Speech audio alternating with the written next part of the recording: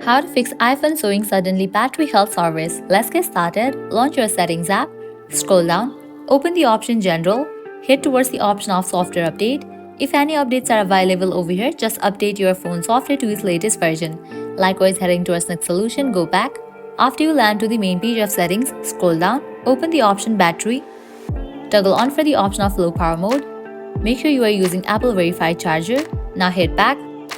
Open the option General, scroll down, click on the option Transfer or Reset iPhone, click on Reset all settings.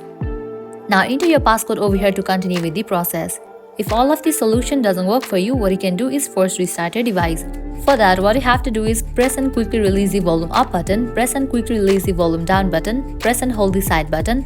When the Apple logo appears, release the side button. Once you apply all the solutions, your problem will be fixed. So this is how you can fix iPhone showing suddenly battery health service.